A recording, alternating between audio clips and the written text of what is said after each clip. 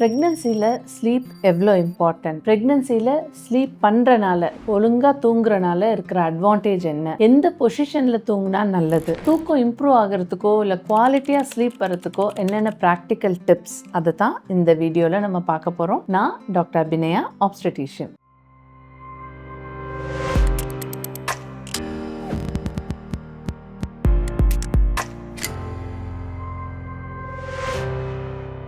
So என்கிட்ட வர நிறைய பேஷண்ட்ஸ் வந்துட்டு கன்சீவ் ஆனதுக்கப்புறம் தூக்கம் குறைஞ்சிருச்சு டாக்டர், நைட்டில் தூக்கம் வர மாட்டேங்குது டாக்டர், நிறைய கம்ப்ளைண்ட்ஸ் இருக்குது. Remember, pregnancy will not cause insomnia, தூக்கமின்மை அப்படின்ற வியாதியை ப்ரெக்னன்சி கொடுக்காது. ஸோ அப்போ எதனால் நமக்கு தூக்கம் வர மாட்டேங்குது அப்படின்னு பார்த்தீங்கன்னா, நமக்கு இருக்கிற அந்த ப்ரெக்னன்சி ஹார்மோன்ஸ், அப்புறம் குழந்தை நல்லா இருக்குமா, நல்லபடியாக வந்துருமான்ற ஒரு ஆங்ஸைட்டி, ஏகப்பட்ட ப்ரீ அட்வைஸ் எல்லாம் ஃப்ரெண்ட்ஸு, ஃபேமிலி மெம்பர்ஸ் எல்லாம், எனக்கு இப்போ இந்த மந்தில் வயிறு தெரிஞ்சிருச்சு, இந்த மந்தில் எனக்கு வந்து மூமெண்ட்ஸ் தெரிஞ்சிருச்சு, எனக்கு இந்த மாதிரி இந்த 3rd மந்த்ல அபார்ஷன் ஆயிடுச்சு, எனக்கு 7th மந்த்ல ப்ரீடம் ஆயிடுச்சு, எனக்கு நார்மல் டெலிவரி ட்ரை பண்ணி சிசேரியன் ஆயிடுச்சு. ஏகப்பட்ட ப்ராக்டிக்கலா அவங்களோட லைஃப்ல ஃபேஸ் பண்ண ப்ராப்ளம்ஸ் பிளஸ் அண்ட் மைனஸ் கொஞ்சம் பிரெக்னன்ட் மதர்கிட்ட ஷேர் பண்ணியிருப்பாங்க.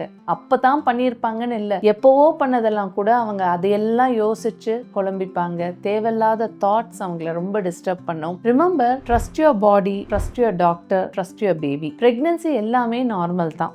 இது வந்து கல்யாணம்னு ஒரு ஆணுக்கும் பெண்ணுக்கும் கன்சீவ் ஆகிறதுன்றது நார்மல் ஃபிசியலாஜிக்கல் திங். ஒரு 30-40 இயர்ஸ் முன்னாடிலாம் இதை யோசிச்சு பாருங்களேன்.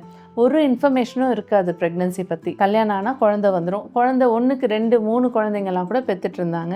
அவங்களுக்கு எந்த குழப்பமோ எந்த வேதனையோ இல்லை. அவங்க பாட்டுக்கு வீட்டு வேலை செஞ்சுட்ருப்பாங்க, அம்மியிலெல்லாம் மாவாட்டிட்டு இருந்தாங்க, கிணத்துலலாம் தண்ணி சேர்ந்துட்டு இருந்தாங்க. இந்த சித்தாலெலாம் சொல்லுவாங்க இல்லையா, பில்டிங்கில் வேலை பண்ணுறவங்களாம் வெயிட்டை தூக்கிட்டுலாம் நடந்துட்டு இருந்தாங்க ப்ரெக்னென்ட் மதர்ஸ். அவங்களுக்கு ஆகாத ப்ராப்ளம் இப்போ எதுக்கு வரப்போகுது? ஏன்னா இப்போ ஏகப்பட்ட இன்ஃபர்மேஷன், அதனால் ஏகப்பட்ட கன்ஃபியூஷன் அண்ட் ஆங்ஸைட்டி, அதனால் அவங்களுக்கு தூக்கமே கெட்டு போகுது. பிரெக்னன்ட் மதர்ஸால நிம்மதியாக தூங்க முடியல because of varieties of thought. Plus இப்போ சோஷியல் மீடியா கைக்குள்ளாரையே வந்துருச்சு. போனை திறந்தா இன்ஃபர்மேஷன், நீங்க என்ன நினைக்கிறீங்களோ அதே போன்ல வர ஆரம்பிச்சிருச்சு. எந்த சோஷியல் மீடியா பிளாட்ஃபார்ம் திறந்தாலும் பிரெக்னன்சி பத்தின ஒரு ரீல் பார்க்கறது, அதை பார்த்து சில டைம் சந்தோஷப்படுவாங்க, சில டைம் வருத்தப்படுவாங்க, ஏதாவது காம்ப்ளிகேஷன் யோசிப்பாங்க. ஸோ என்னோட பர்சனல் அட்வைஸ் அப்படின்னு பார்த்தீங்கன்னா, உங்களுக்கு உங்களோட பிரெக்னன்சியில் ஏதாவது டவுட் இருக்குன்னா உங்க டாக்டர் கிட்ட ஹேவ் அ ஓப்பன் சாட். உங்களால் இமீடியட்டா வாட்ஸ்அப்ல உங்க டாக்டரை ரீச் பண்ண முடியலன்னா மந்த்லி ஒன்ஸ் நீங்க உங்க டாக்டரை பார்க்க தான் போறீங்க. எழுதி வச்சுக்கோங்க, உங்களுக்கு இருக்கிற டவுட்ஸ் அண்ட் குவரிஸை எழுதிக்கிட்டே வாங்க. அதை வந்து மொத்தமா உங்க டாக்டர்கிட்ட அவங்க கன்சல்டேஷன்ல கேட்டுக்கோங்க. Unless it's a dire emergency, bleeding spotting எல்லாம் ஆகுது, ரியல் எமர்ஜென்சினா உங்க டாக்டரை இமீடியட்டா போய் பாருங்க. எமர்ஜென்சி எதுவும் இல்லை, எனக்கு நார்மல் குவரிஸ் வருதுன்னா பாயிண்ட்ஸ் நோட் பண்ணி வச்சுக்கிட்டு உங்க டாக்டர்கிட்ட போய் கிளாரிஃபை பண்ணிக்கோங்க. தேவையில்லாத தாட்ஸை நைட்ல உட்காந்து யோசிச்சு தூக்கத்தை வேஸ்ட் பண்ணாதீங்க. பிகாஸ் நீங்க பிரெக்னன்ட் மதர்ஸ் ப்ராப்பரா ஸ்லீப் பண்ணல, தூக்கம் இல்லை அப்படின்னா பேபியோட டெவலப்மெண்ட், பேபியோட growthமே அஃபெக்ட் ஆகும். அதனால தூக்கம்ன்றது ரொம்ப ரொம்ப, எந்த அளவுக்கு டயட் இம்பார்ட்டண்ட்டோ, எந்த அளவுக்கு நீங்க ஹைட்ரேஷன் இம்பார்ட்டண்ட்டோ, எந்த அளவுக்கு பிசிக்கல் ஆக்டிவிட்டி இம்பார்ட்டண்ட்டோ, தூக்கமும் ரொம்ப இம்பார்ட்டன்ட். சரியா தூங்காமையே இருந்தீங்கன்னா பிபி மாதிரியான காம்ப்ளிகேஷன்ஸும் பிரெக்னன்சில வரதுக்கு நிறைய சான்சஸ் இருக்கு. அதனால தான் தூக்கம் ரொம்பவே இம்பார்ட்டன்ட். டே டைம் தூக்கத்தை கொஞ்சம் குறைச்சிக்கோங்க. ப்ராபப்ளி இந்த ஆஃப்டர்நூன்ஸ் ஒரு 1/2 hour 45 minutes ஒரு நேப், அவ்வளோதான். ஆனால் நைட்டில் ஒரு 10-10:30க்கு தூங்கி 5:36 இல்லை 6:30க்கு எந்திரிக்கிறத ஹேபிட்டாக வச்சுக்கோங்க. 7 to 8 hours ஸ்லீப் இந்த நைட் இஸ் வெரி இம்பார்ட்டன்ட். சில மதர்ஸ் வந்துட்டு லேட்டாக தூங்கி ஒரு 1:30க்கு தூங்கி 8:30க்கு எந்திரிக்கிறேன், அதுவும் ஓகே தானேன்னு கேட்குறாங்க. ரிமெம்பர், நீங்கள் டைமுக்கு தூங்கி டைமுக்கு எந்திரிக்கணும். எவ்வளோ சீக்கிரம் எந்திரிக்கிறீங்களோ அவ்வளோ சீக்கிரம் நல்லது. ஏன்னா அப்போ தான் ப்ராப்பராக டயட் பண்ண முடியும். நீங்கள் எந்திரிக்கிறதே 8:30னா உங்கள் பிரேக்ஃபாஸ்ட் 9:30-10 ஆகும், லஞ்ச் 2-2:30 ஆகும். அப்போ ஆட்டோமேட்டிக்காக டின்னர் 9-9:30 ஆகிறப்போ சாப்பிட்ட உடனே தூக்கம் வராது.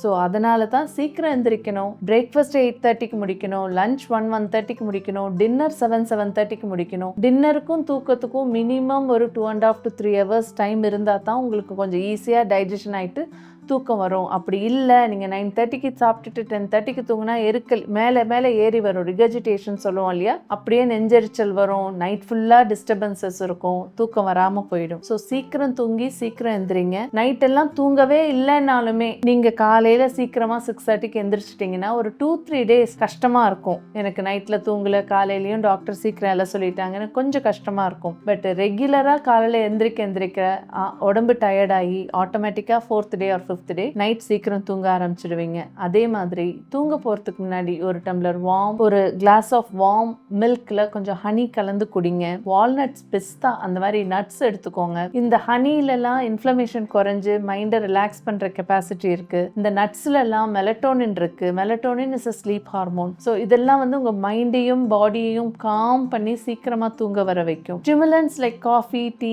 கோலா, அந்த ஸ்வீட்ஸ், ஐஸ்கிரீம், சாக்லேட்ஸ் இதெல்லாம் ஆஃப்டர் 4:35 அவாய்ட் பண்ணிட்டீங்கன்னா நைட் சீக்கிரம் தூங்க வரும். அது நீங்கள் கொஞ்சம் லேட் நைட் ஸ்வீட்ஸ் எடுத்தீங்கனாலோ இல்லை காஃபி 6:37க்கு குடிச்சிங்கனாலோ கொஞ்சம் ஆக்டிவ் ஆகிட்டு பிரெயின் ஆக்டிவாக இருந்து தூக்கம் கொஞ்சம் கலையறதுக்கு வாய்ப்பு இருக்குது. இதெல்லாம் சின்ன சின்ன tips for you to have a good night, proper happy sleep, because sleep is very very important for proper baby development. Baby ஹெல்த்தியாகவும் நல்லா வளர்றதுக்கு அது ரொம்ப இம்பார்ட்டன்ட். அந்த காலத்துலலாம் நீங்கள் சொல்லி கேள்விப்பட்டிருக்கீங்களான்னு தெரியல, தூங்குறாங்க ஒரு ப்ரெக்னென்ட் மதர் நைட்லேயோ டே டைம்லேயோ தூங்குறாங்கன்னா குழந்தைங்களெல்லாம் அமைதியாக இருங்க, அவங்கள டிஸ்டர்ப் பண்ணாதீங்க அப்படின்னு சொல்லுவாங்க. ஏன்னா கடவுள் வந்து குழந்தை வயிற்றுல இருக்க குழந்தைய செதுக்கிட்டு இருப்பாராம் அம்மா தூங்குறப்போ. ஸோ அந்த தூக்கத்தில் இருக்க அம்மாவை டிஸ்டர்ப் பண்ணிட்டா கடவுளுக்கு டிஸ்டர்ப் ஆயிடுச்சுன்னா, செதுக்கிறது தப்பாயிடுச்சுன்னா குழந்தையோட டெவலப்மெண்ட் எஃபெக்ட் ஆகும். அந்த காலத்துல இது சும்மா கலோக்கியலா வந்த ஒரு கதை தான். ஆனா இந்த காலத்துலயும் அது அப்ளிகபிள். பிரெக்னன்ட் மதர்ஸ் ப்ராப்பரா தூங்கணும். அப்பதான் குழந்தை நல்லா வளர்ந்து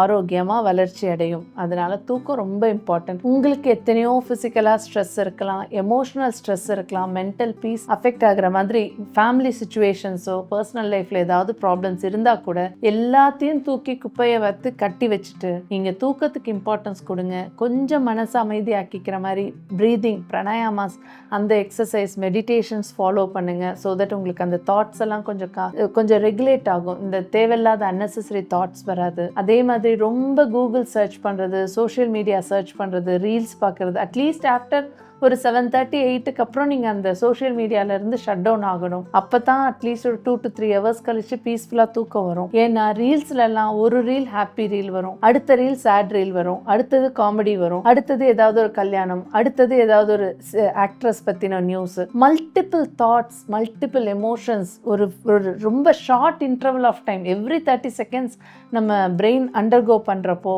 that becomes very confused. Brain becomes confused and it becomes very very active.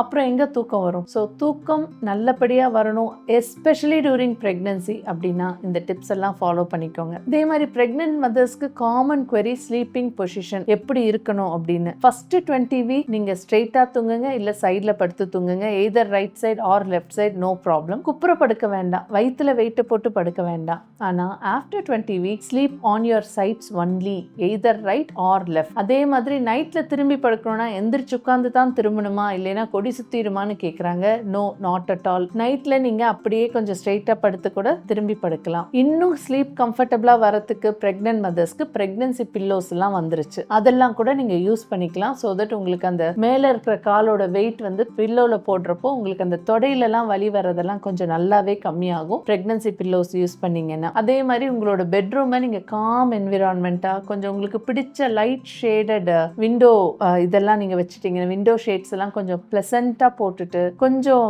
ஒரு டெம்பரேச்சர் கூட உங்களுக்கு பிடிச்ச மாதிரி ஒரு மைல்டு டெம்பரேச்சர் இருக்கிற மாதிரி பார்த்துக்கிட்டு, அதுக்கும் மீறி லாவெண்டர் மாதிரி சென்டட் பர்ஃப்யூம்ஸ் எல்லாம் இப்போ வருது. இன்கேஸ் உங்களுக்கு அந்த மாதிரி பேம்பரிங் எல்லாம் பிரெக்னன்சியில் தேவைப்படுதுன்னா அதெல்லாம் கூட நீங்கள் அந்த பெர்ஃப்யூம்டு கேண்டில்ஸ் யூஸ் பண்ணீங்கன்னா அந்த லாவெண்டர் ஸ்மெல் எல்லாம் உங்களை ரொம்பவே காம் பண்ணி சீக்கிரமாக தூங்க வர வைக்கும். முடிஞ்சா நைட்டில் ஒரு மசாஜ், ஃபுட் மசாஜ் ஹஸ்பண்ட்ஸ் பண்ணால் ரொம்ப நல்லது. அப்படி இல்லைன்னா ஒரு வார்ம் வாட்டரில் கொஞ்சம் கல்லுப்பு போட்டு ஒரு 10 நிமிஷம் நீங்கள் அதில் சோக் பண்ணிங்கன்னாவே அது ஃபுட் மசாஜோட எஃபெக்ட் கொடுத்துரும். அதுவும் உங்களை ரொம்பவே ரிலாக்ஸ் பண்ணும். இந்த மாதிரியான டிப்ஸ் எல்லாம் யூஸ் பண்ணிட்டு நீங்க நல்லா தூங்குறது ரொம்ப important, especially for your baby. So இதில் உங்களுக்கு ஏதாவது டவுட் இருக்குன்னா என்னை காண்டாக்ட் பண்ணுங்க, நான் ஹெல்ப் பண்றேன். தேங்க்யூ.